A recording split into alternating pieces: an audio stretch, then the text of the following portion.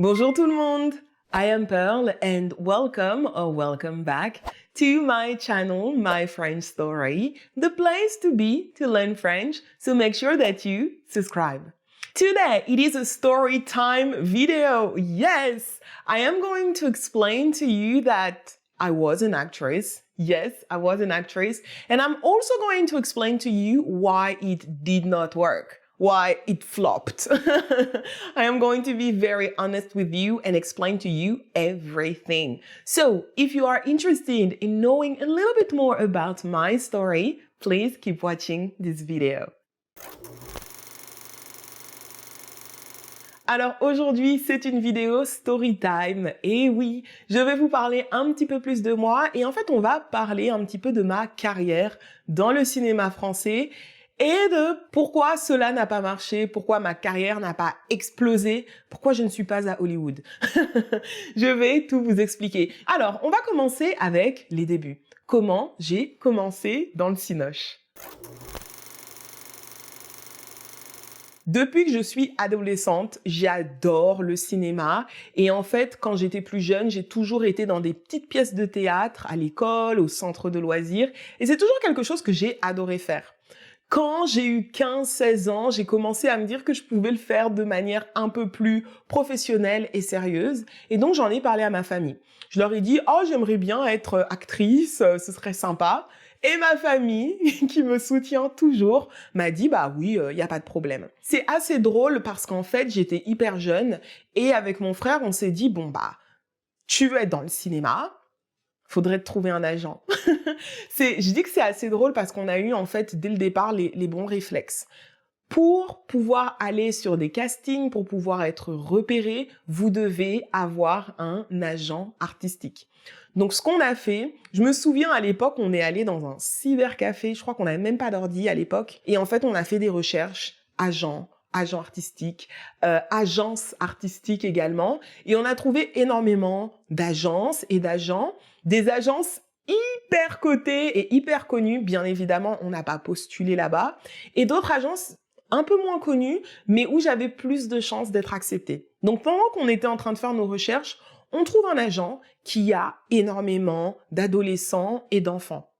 Donc on se dit, ok, parce qu'à l'époque, j'étais mineure. Je devais avoir 16 ans, mon frère avait 18-19 ans, donc on est tous les deux très jeunes, mais très déterminés.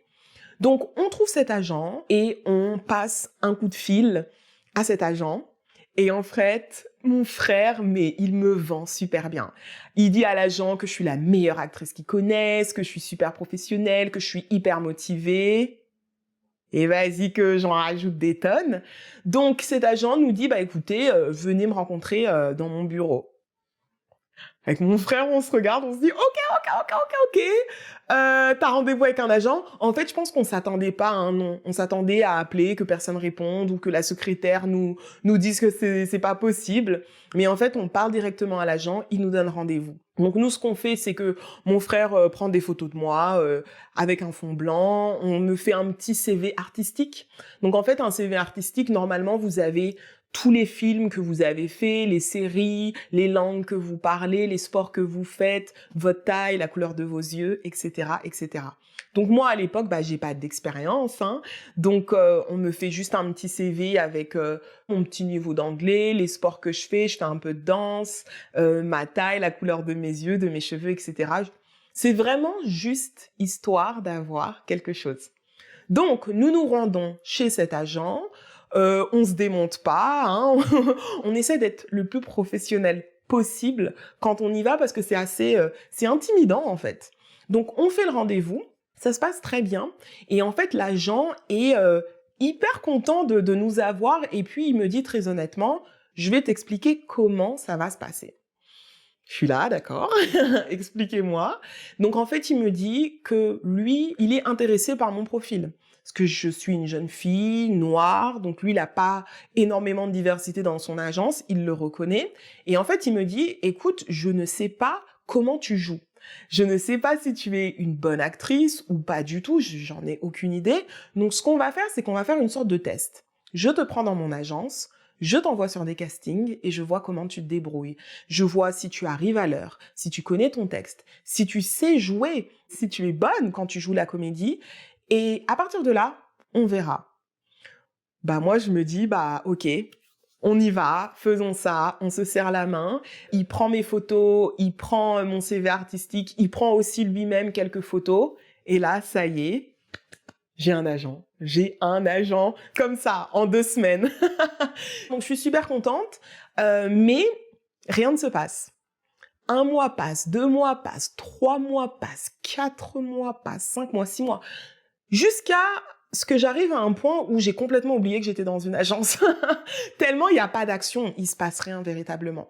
Et un jour, il m'appelle et il me dit « Oh, il y a un casting, je t'envoie le texte, voilà l'adresse et vas-y. » Donc je me souviens au tout début, quand je faisais mes auditions, mon frère venait systématiquement avec moi parce qu'on connaît pas, on ne sait pas où on va débarquer. Et vous savez que voilà, dans le milieu du showbiz, on ne sait pas ce qui peut se passer. Donc mon frère m'accompagnait systématiquement et ça se passait plutôt bien. Je connaissais mon texte, j'arrivais à l'heure et surtout je m'amusais énormément. Je vais pas vous mentir, c'est intimidant de passer un casting, c'est stressant parce qu'on veut bien faire et qu'on fait pas forcément tout bien tout de suite. Donc, il faut savoir prendre les directions, il faut savoir changer, il faut savoir être à l'aise. Donc, c'est pour moi hyper enrichissant de faire ces petits castings, mais ça ne mène à rien.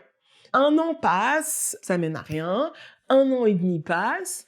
Mon agent m'appelle en me disant « Oh, il y a un autre casting. » Et il m'envoie dessus. Mon frère ne peut pas venir avec moi. Mais en fait, ce qui se passe, c'est que c'est un casting un peu bizarre. Je vous explique. Pas bizarre dans le sens, dans le mauvais sens. Normalement, quand vous allez à un casting, vous avez 1 heure. Vous passez à 13h35 et à 13h45, vous êtes plus dans le bureau, quoi. Vous avez fait votre scène et voilà.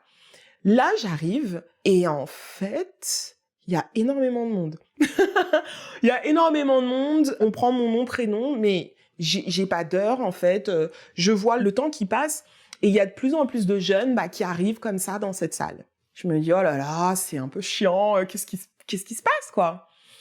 Et en fait, ils étaient en train de faire le casting pour trouver un groupe d'amis et on nous fait en fait tous passer en même temps le casting. C'était très très étrange. Et ils nous mettaient par groupe et de temps en temps, ils changeaient une personne, ils en rajoutaient une autre. On faisait la scène. Et puis toi, entre tirs de la scène, on rajoute quelqu'un d'autre. Ils essayaient véritablement de faire un groupe en fait. Donc c'est un casting qui est un petit peu surréaliste pour moi. C'est le premier que je fais qui est comme ça. Je suis un peu déstabilisée. Je me dis mais qu'est-ce qui se passe? Donc le casting, voilà, se passe bien, mais il y a tellement de mouvements, il y a tellement de moments où on attend, il y a tellement d'autres personnes aussi. Et là, tu vois ta compétition, en fait, parce que tu vois d'autres jeunes filles noires qui sont là pour le même rôle que toi. C'est un peu déstabilisant, surtout quand t'es un peu nouveau dans le métier. Mais bon, moi, je fais le casting, je suis contente d'être venue. Merci, au revoir, voilà. 2 mois plus tard, mon agent m'appelle. Et moi, je me dis, c'est pour un autre casting, ok, super, je pars sur quoi? Et là, il me dit, tu te souviens le casting que t'as fait il y a 2 mois?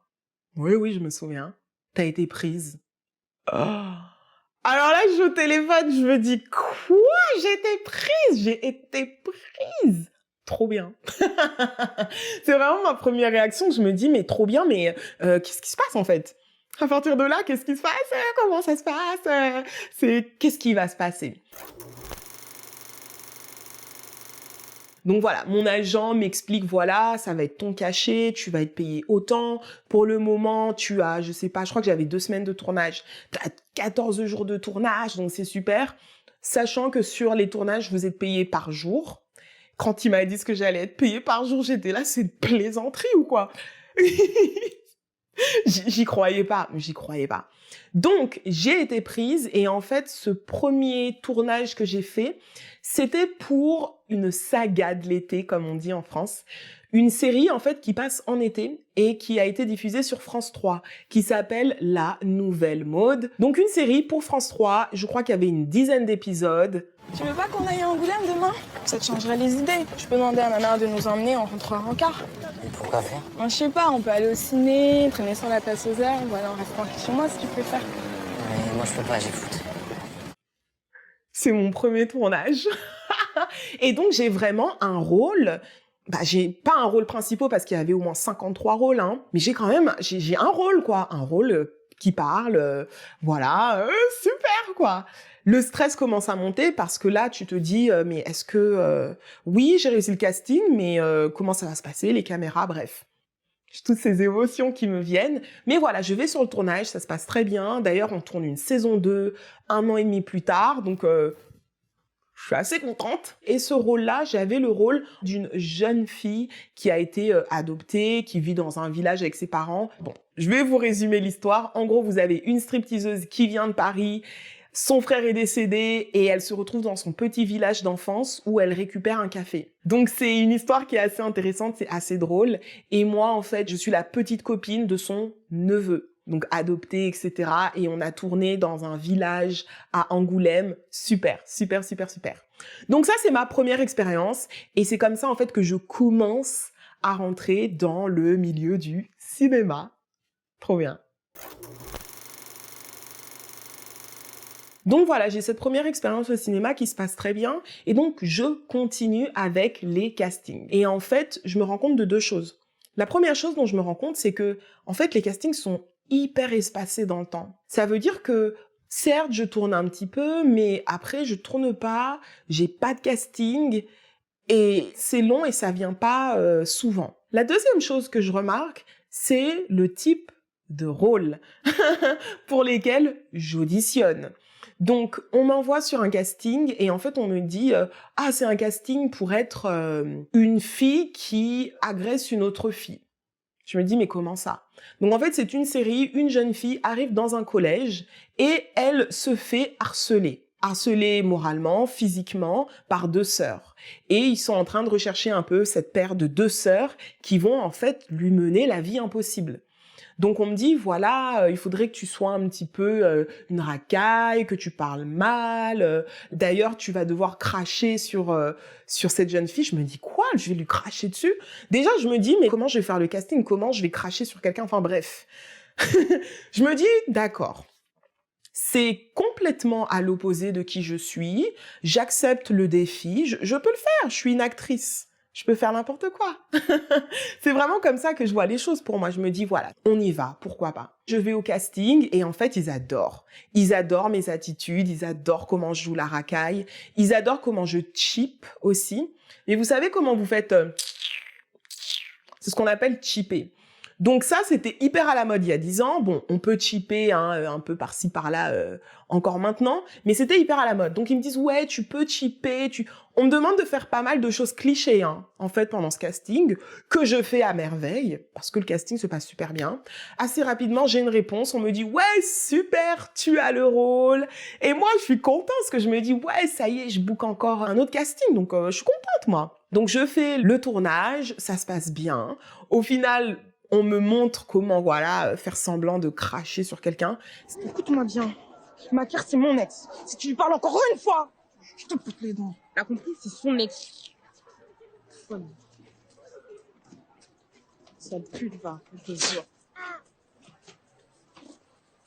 Donc, le casting se passe bien, le tournage se passe bien. Ok, super. Mon agent me rappelle cette fois-ci pour jouer encore une fois le rôle d'une racaille, d'une chef de gang. Et là, je me dis, ok, je l'ai déjà fait, je peux le refaire en fait. Et donc cette fois-ci, c'était pour une série pour TF1. Pour TF1. C'est tout ce que je vais dire. Les Français qui regardent comprendront. Donc TF1, plus grande chaîne française, ok. Donc, wow, ok, génial. Donc je passe le casting. Encore une fois, ça se passe bien. Ils adorent comment je fais la racaille. Et pour moi, en fait, maintenant, quand j'y repense, je me dis, mais heureusement que je savais faire le rôle de la racaille, sinon j'aurais jamais travaillé dans toute ma vie. Donc, je fais ma racaille. Ouais, t'as vu, nanana, blablabla. Mon agent me rappelle. Oh, super, t'as eu le rôle. Ok, encore le rôle d'une racaille. Ok, pourquoi pas, je vais le faire. C'est ton stress aussi à vous s'asseoir. Mais elle est morte. Eh mais j'y suis pour rien, moi. Et j'ai rien fait, je suis pas là-bas. Elle était avec moi avant-hier soir. Mais là, je commence à me dire, ok, on a un petit problème. on a un petit problème parce que tous les rôles sont les mêmes rôles. Et là, je commence à me dire, ça sent le roussi. Ah, ça sent le roussi.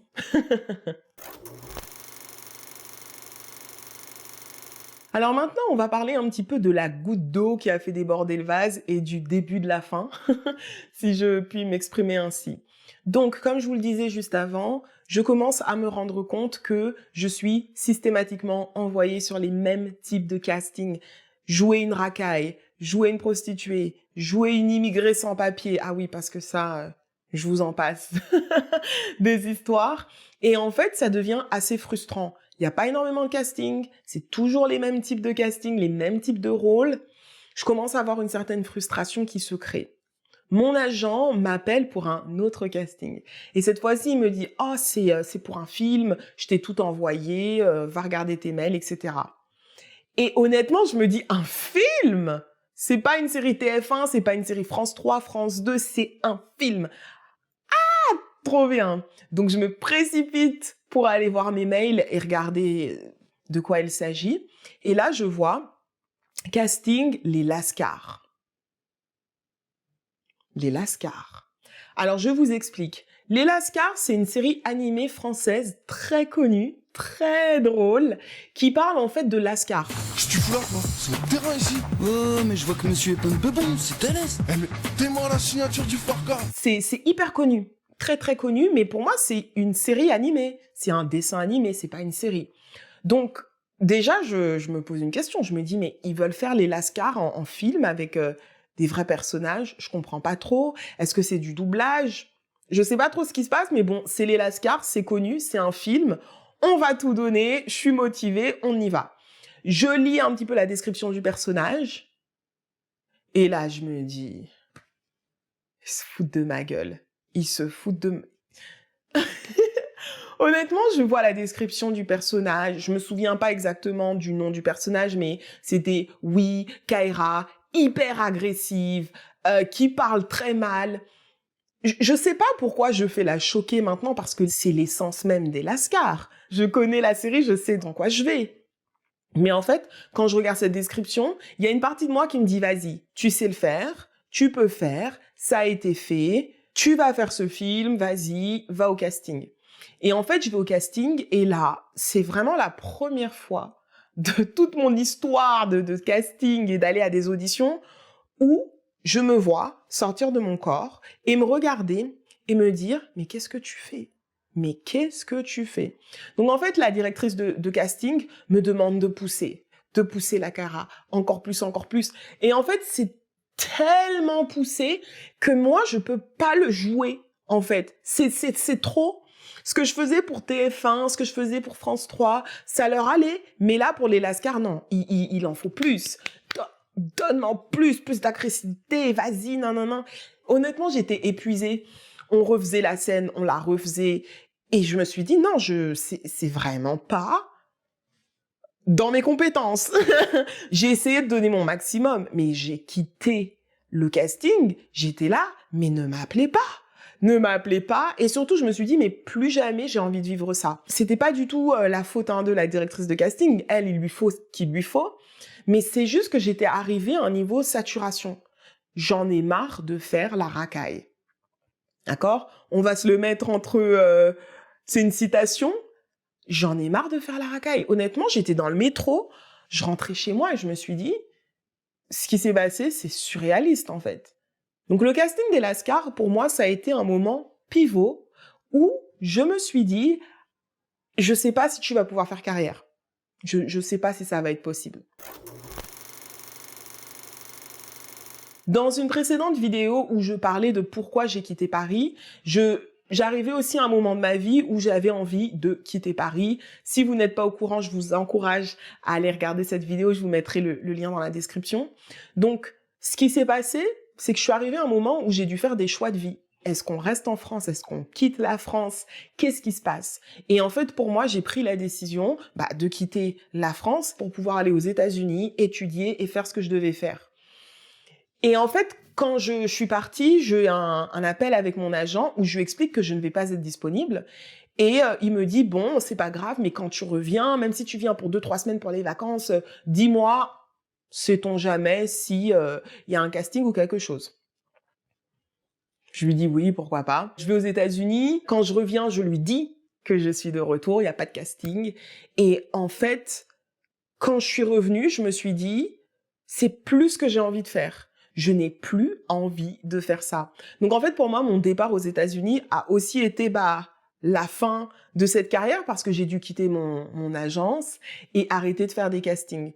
Donc, j'étais hyper satisfaite parce que croyez-moi, en 1 an d'absence, je n'ai rien loupé. Il n'y a pas eu un film où il y a une actrice noire, ça y est, c'est la nouvelle égérie où je me suis dit « Ah mon Dieu, j'ai raté une opportunité ». Il n'y a rien eu. Je pense qu'il y a eu des grands films qui sont sortis, mais encore une fois, qui mettaient pas forcément les jeunes filles noires ou les jeunes filles issues de l'immigration sous une belle lumière, si je puis dire. Donc voilà, le fait qu'il y ait eu un manque de diversité dans les rôles, ça a vraiment été un problème. Le fait d'être partie aux États-Unis aussi, ça m'a aussi coupé dans mon élan. Maintenant, j'ai pas envie de remettre la faute, si on peut appeler ça une faute, sur des éléments extérieurs. Je pense que de mon côté, il y a aussi certaines choses que j'aurais pu faire différemment. Tout au long de cette vidéo, j'arrête pas de vous dire « mon agent m'a appelé, mon agent m'a appelé ». Et en fait, quand j'ai fait un peu une rétrospection de ces années, je me suis rendu compte que j'étais extrêmement passive. Passive à attendre que les castings arrivent à moi, passive à attendre qu'on m'appelle. Quand vous êtes dans des métiers artistiques, et ça je m'en suis rendu compte bien après, vous devez être proactif.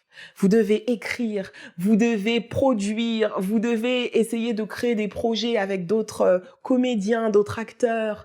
Et en fait, c'est pas du tout ce que je faisais. Moi, j'attendais juste qu'on m'appelle pour un casting. Mais ça marche pas comme ça, la vie, en fait. Surtout quand vous voulez avoir une carrière, vous devez toujours travailler votre réseau et vous occuper vous-même. Je vous raconte une anecdote très rapide. J'ai fait un court-métrage et en fait, sur le chemin du retour dans le TGV, je parle avec le réalisateur et je lui explique un petit peu cette frustration que j'ai de ne pas avoir des rôles qui sont diverses. Et il me dit, mais Perle, les personnes qui écrivent, les scénaristes, les producteurs, pour la plupart, c'est des hommes qui ont la 50aine. Est-ce que tu penses vraiment qu'ils peuvent écrire ? Je vous assure, quand il m'a dit ça, ça a fait qu'un tour. Je me suis dit, mais bien sûr, mais c'est vrai. Quand vous écrivez des choses, vous écrivez avec une certaine sensibilité. Et un homme blanc de 50 ans, scénariste, qui est dans le milieu depuis des années et des années, je ne pense pas qu'il puisse m'écrire. Qu'il puisse m'écrire, moi, qui vais dans un lycée parisien coté, qui est un grand groupe d'amis, qui a un petit copain, qui part en vacances, qui suis une jeune femme noire issue de l'immigration vivant sa vie en France, et je ne suis pas un cliché. Et quand il me dit ça, il me dit c'est à toi d'écrire, c'est à toi d'écrire ta vision, d'écrire ton histoire. Ça a vraiment résonné, ça a tellement résonné chez moi. Et je me suis dit, t'as pas tort. Je pense qu'à l'époque, j'étais trop jeune pour vraiment me dire, je vais écrire, je vais produire, je vais réaliser. Je pense pas que j'avais cette maturité. Maintenant que les années ont passé, j'ai une vision qui est complètement différente. Je pense réellement que j'aimerais revenir dans le cinéma. Je vais y revenir d'une manière ou d'une autre. Si c'est ma destinée, c'est ma destinée. Mais je pense que je ferais vraiment les choses différemment, écrire plus, réaliser des choses et être beaucoup plus proactive. Et je pense que c'est véritablement ce qui m'a manqué pour percer, entre guillemets, ou en tout cas pour avoir une carrière dans ce milieu-là. Mais j'ai énormément appris. Par exemple, là, je vous parle, je suis face à la caméra, je suis super à l'aise. Dans mon métier de prof, dans une salle de classe avec mes ados, mes élèves, je suis hyper à l'aise.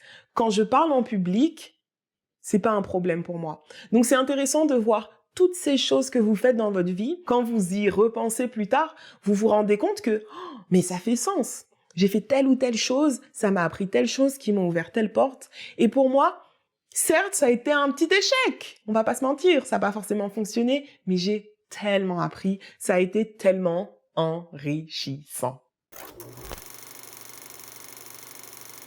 Donc voilà, maintenant vous savez tout, vous connaissez un peu plus de détails sur ma carrière d'actrice en France.